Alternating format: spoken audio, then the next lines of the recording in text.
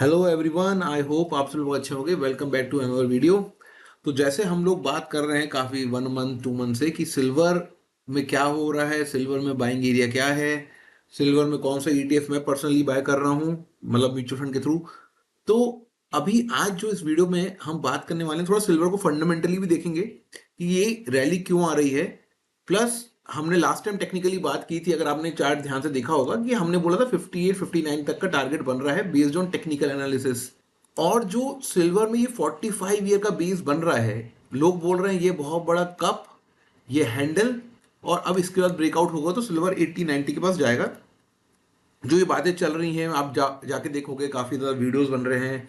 तो ऐसे कौन सी कमोडिटीज़ हैं जो इतने बड़े बेसिस बनाते हैं, उसके बाद किस तरीके से उनका ब्रेकआउट होता है या ब्रेकआउट फेल होता है, वो हमें समझना पड़ेगा। ठीक है, वो हम देखेंगे। तो हम उसमें गोल्ड के बारे में बात करेंगे और जापान के बारे में बात करेंगे, जापान के मार्केट के बारे में।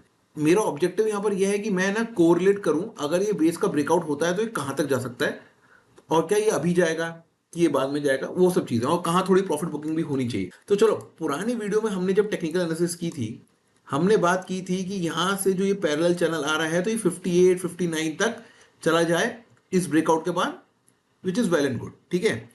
और हमने एक चीज़ और बात की थी कि जो सिल्वर में रैली चल रही है, तो अगर आप वीकली चार्ट पे जाओगे, ये वीकली चार्ट है सिल्वर का, तो 1 2 3 4 5 6 7 वीक हो चुके हैं सिल्वर को रैली देते हुए। ठीक है। तो अब हमने बोला था कि भाई यहाँ तो कोई बाइंग जोन है नहीं, और अब आप देखोगे ना ये क्रिटिकल एरिया को भी ब्रेकआउट देने के लिए रेडी हो रहा है।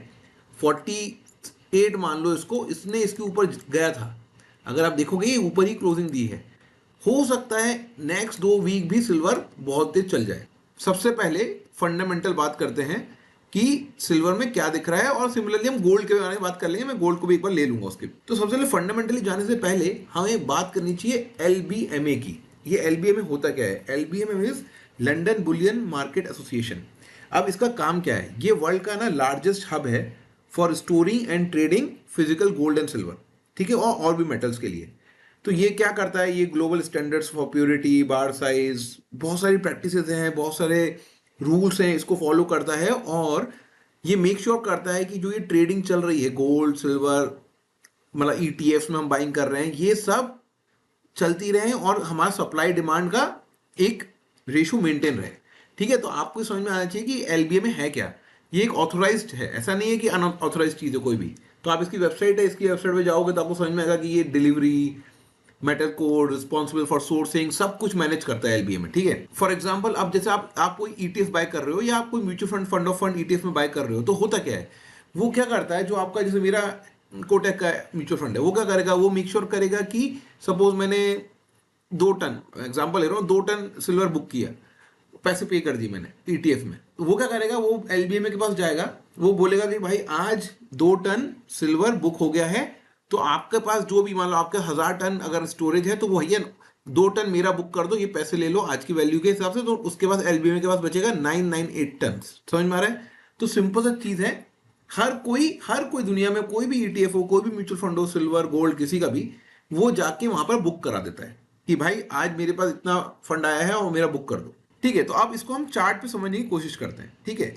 अब आप ये देखो, ये है LBMA silver vault holding breakdown from 2016 to October 2025। तो बहुत इंपॉर्टेंट डेटा है, इसको समझ जाओगे ना तो मजा आ जाएगा। देखो, ये 3 पार्ट्स में डिवाइडेड है। 3 कैटेगरीज क्या है? पहले जो नीचे वाली कैटेगरी है, जो ग्रे कलर में दिख रही है, वो है ईटीएफ होल्डिंग्स। इसका क्या मतलब होता है कि बेसिकली ये ईटीएफ होल्डिंग, ईटीएफ ने इतना एलबीएमए में बुक कर रखा है कि भाई हमें 12,000 टन सिल्वर हमारा बुक्ड है, हमने पैसे पे कर रखे हैं आपको। तो ये बेचने के लिए नहीं है एलबीएमए के पास, ये ऑलरेडी बुक्ड है। सिमिलरली 7,000 टन प्राइवेट इंस्टीट्यूशंस ने बुक कर रखी है। तो अब एलबीएमए की जो होल्डिंग्स है, जो फ्री फ्लोट है, फ्री फ्लोट मतलब उनके पास जो अभी फ्लोट है, वो बस 5,600 टन का है। ये अक्टूबर 2025 का डेटा है। टोटल एलबीएमए की आप वेबसाइट पे जाओगे तो आपको दिखेगा कि 24,646 टन उनके पास सिल्वर है। लेकिन नहीं, ये पूरा ट्रेडेबल नहीं है, क्योंकि भाई 12,000 तो ईटीएफ ने बुक कर रखा है, 7,000 प्राइवेट इंस्टीट्यूशन ने बुक कर रखा है, बचा है सिर्फ फ्री फ्लोट है 5,600 टन। तो आई होप आपको ये पॉइंट क्लियर हो रहा है। अब हिस्टोरिकल आप जाओ, हिस्टोरिकल जाओगे, एलबीएम के पास पहले 11,000 टन हुआ करता था। 2021 में 15,000 टन, फ्री फ्लोट की बात कर रहा हूं मैं, फ्री फ्लोट ये वाले 15,000 टन सिल्वर हुआ करता था। आज के टाइम में भाई सिल्वर सिर्फ 5,600 टन उनके पास बचा है। और अब आप देखोगे इंस्टीट्यूशंस का ऑलमोस्ट 7,000 टन है और ईटीएफ 12,000 टन है, ठीक है। तो ये हो क्या रहा है भाई, सिल्वर का ना इंडस्ट्रियल यूज बहुत ज्यादा है। तो आप ये देखो एलबीएमए के पास भाई सिल्वर ज्यादा बचा नहीं है, 5,600 टन है। अब आ जाते हैं अपन डिमांड एंड सप्लाई के ऊपर कि भाई सिल्वर निकल भी तो रहा होगा माइन से, उसके बारे में क्या। अब आप यहां एक चार्ट देखो, ये भी सेम 2016 से 2025 तक का चार्ट है, ठीक है। इसमें जो ग्रे लाइन दिख रही है, ग्रे लाइन ये जो जा रही है, ये है टोटल सप्लाई, मतलब माइन से जो आ रही है और जो सिल्वर को रिसाइकलिंग हो रही है। तो अगर आप देखोगे 2016 में ये 31,500 टन था।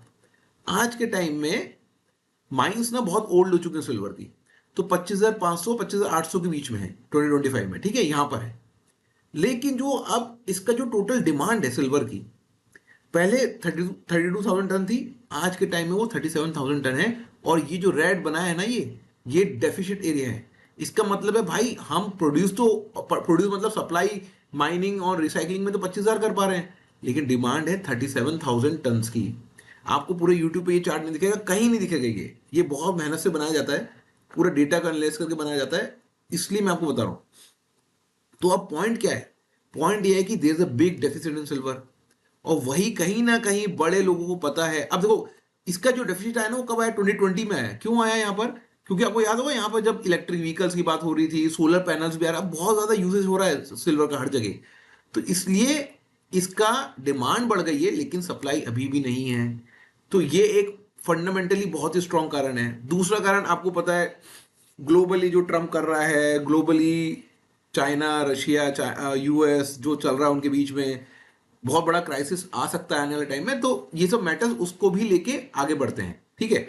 सिमिलरली क्योंकि अब हम बात कर ही रहे हैं मैटर्स की, तो गोल्ड के बारे में बात कर लेते हैं। एलबीएमए के पास फ्री फ्लोट है गोल्ड का, वो 2000 टन था 2016 में, आज के टाइम में 3,000 टन है, विच इज गुड इनफ। कोई ऐसा कोई डिक्रीज नहीं है, क्योंकि गोल्ड की माइंस बहुत है, गोल्ड के पास गोल्ड की सप्लाई भी हो रही है रेगुलरली, तो कोई दिक्कत नहीं हो रही है।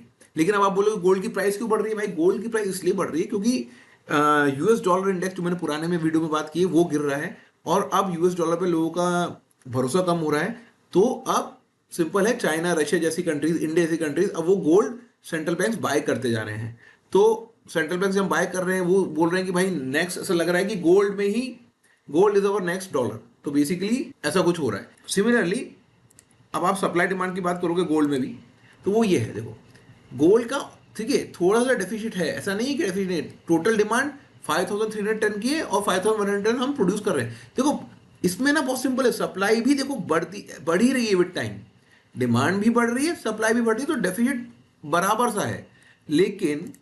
लेकिन सिल्वर में क्या हो रहा है ना, सिल्वर में सप्लाई कम हो रही है, डिमांड बढ़ रही है। ये एक बहुत इंपॉर्टेंट फिनोमिना सिल्वर में देख रहा है, जो कि गोल्ड के को कॉन्ट्रडिक्ट कर रहा है, ठीक है। तो मैंने जो लास्ट वीडियोस में ये बात की थी वो यही था कि गोल्ड भी भागेगा, लेकिन सिल्वर उसकी डबल या तिगनी स्पीड से भागेगा। तो आई होप आपको ये सब डेटा पॉइंट्स क्लियर हो गए होंगे। थोड़ा सा पॉज करके भी आप ये देख सकते हो डेटा, आपको कुछ ना कुछ आइडिया मिलेगा। तो वीडियो बनाने के लिए थोड़ा सा स्पीड में बोलना पड़ता है, बट अदरवाइज आपको ये क्लियरली ये विजुलाइज हो रहा होगा। अब आ जाते हैं टेक्निकल्स पे, ठीक है। तो मैंने बात की थी भाई, गोल्ड तो 45 ईयर का एक कप विद हैंडल का पैटर्न बना रहा है, लोग यहां से बोल रहे हैं 80-90 जाएगा। लेकिन क्या होता क्या है, असली में होता क्या है, क्योंकि अगर इन्वेस्टर हो आपको समझना पड़ेगा कि क्या यहां से ये भागता जाएगा। अब यहां से सिल्वर ऑलरेडी 7 वीक तक लगातार भाग रहा है, 7 वीक से लगातार भाग रहा है, ठीक है। अब हम चलते हैं गोल्ड में। गोल्ड में यहां पर अगर आप देखोगे, गोल्ड ने टॉप लगाया था 2011 में, फिर एक 13 ईयर का बेस बनाया। अब आप यहां देखो, ये इसने यहां ब्रेकआउट दिया था, सेम सिनेरियो भी सिल्वर भी कर रहा है। यहां इसने ब्रेकआउट दिया, 1 2 3 4 5 6 7 8 9, ये लाइन थी ब्रेकआउट लाइन, क्योंकि ये हमारा प्रीवियस हाई था। तो उसने, अभी हम इस एरिया में कहीं खड़े हैं सिल्वर में, 9 वीक तक लगातार भागा था गोल्ड, और उसके बाद लोगों को लगा यहां पर भाई ब्रेकआउट हो गया है, 1900 के ऊपर सस्टेन कर गया गोल्ड 2 वीक, मतलब अब लोग बाइंग पे आ जाते हैं कि ब्रेकआउट कंफर्मेशन। बट हुआ क्या, गोल्ड ने वापस इसे तोड़ा और ये रिटेस्ट करने आ गया नीचे की साइड, ठीक है। फिर गोल्ड यहां गया, अब इसके ऊपर ब्रेकआउट नहीं दिया, कोई बात नहीं। अब यहां पर जब 1 2 3 4 बार हो गया, फिर इसने लास्ट 2024 मतलब अभी 1 साल 1.5 साल पहले इसने ब्रेकआउट दिया और वहां से इसने रिटर्न दिए ऑलमोस्ट 80% के। तो आई होप आपको समझ में आ रहा होगा कि जब भी चीजें ऐसी निकलती हुई दिख रही हैं और काफी ज्यादा तेजी ऑलरेडी हो चुकी है मार्केट में, वहां ना थोड़ा प्रॉफिट बुकिंग करना जरूरी है।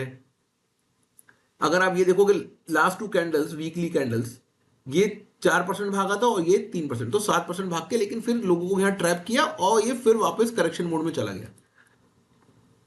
निक्केई को देखते हैं, ठीक है। निक्केई 34 ईयर बेस, ये जापान का मार्केट है, ठीक है। इसने बेस बनाया था 1989 से लेके 2024, अभी जाके ब्रेकआउट दिया है उसने। इसने भी अपना जो ये ऑल टाइम हाई था 1989 में, उसको तोड़ा, ऊपर थोड़े दिन दिखाया और फिर ये गिर गया। तो मेरा पॉइंट यहाँ कहने का मतलब ये है कि ये सिल्वर भी ये कर सकता है, देयर आर हाई चांसेस कि वो बोले कि भाई मैं तो ब्रेकआउट दे रहा हूं, मैं तो 50 54 55 चला गया। अब क्या होगा ना, अब जनता को होगा फोमो कि भाई ये तो भाग रहा है और ये तो 50 के ऊपर सस्टेन कर रहा है। आपको उस टाइम पे काफी ट्वीट्स दिखेंगे, आपको उस टाइम पे काफी ज्यादा चीजें दिखेंगी, लेकिन वहां फोमो मत करो, उसको वापस रिटेस्ट करने दो। There are high chances it will retest, और फिर एक अच्छे रिटेस्ट के बाद निकलेगा, then it's a good time to buy. तो आई होप आपको पॉइंट समझ में आ रहा है। वो सिल्वर निकलेगा तो सही, ऐसा नहीं है कि सिल्वर नहीं निकलेगा, लेकिन क्या अभी निकलेगा कि 3 4 महीने बाद निकलेगा, वो देखने वाली बात है। तो अब सिल्वर क्या कर सकता है, सिल्वर यहां पर है। सिल्वर का हमने जो पुराना एनालिसिस किया था टेक्निकल्स, 58 59 अभी भी टच कर सकता है टेक्निकली। तो हो सकता है वो इस एरिया को टच कर दे 58 59, विच इज ऑलमोस्ट 20% 22%, यहां तक टच कर दे। लेकिन उसके बाद जब वो रिटेस्ट करेगा ना, तो वो इसको भी तोड़ेगा और थोड़ा नीचे जाके टाइम पास करेगा। जो लोगों ने यहां बाइंग की है ना, उनसे पहले माल निकलवाएगा और उसके बाद ही वो आगे की साइड बढ़ के फिर यहां कहीं जाएगा, मतलब जब भी तोड़ेगा फिर आगे जाएगा, फिर टाइम पास करके फिर निकलेगा। तो आपको दोनों चीजों को ध्यान देना है। और एक और चीज, gold silver ratio very important. हमने 90 के आसपास बाय किया था, हमें एक अच्छा रिस्क रिवॉर्ड मिल गया। अब जब मैं बोल रहा हूँ 60 तक जाएगा या 59 50 तक जाएगा यहां तक, तो ये गोल्ड सिल्वर रेशियो हो सकता है, ये जो एरिया हमने मार्क किया हुआ है ये वाला 75, मैं यहाँ लाइन बना देता हूँ वो बेटर रहेगा, ये एरिया 75 तक आ जाए, ये जोन तक 76 75, तो यहां पर फिर एक पुल बैक आ सकता है और वो वहां से आपको दिखेगा कि सिल्वर में करेक्शन चालू हो रहा है। और ये हमने पुराने टाइम में बात की थी कि ये पहले ब्रेकआउट देगा, फिर ये नीचे आएगा, यहाँ रिटेस्ट करेगा 40 45 के आसपास, फिर निकले, तो एक अच्छा ब्रेकआउट होगा सिल्वर का। तो आई होप आपको ये वीडियो क्लियर हुआ है फंडामेंटली टेक्निकली। तो thank you very much and see you in the next video.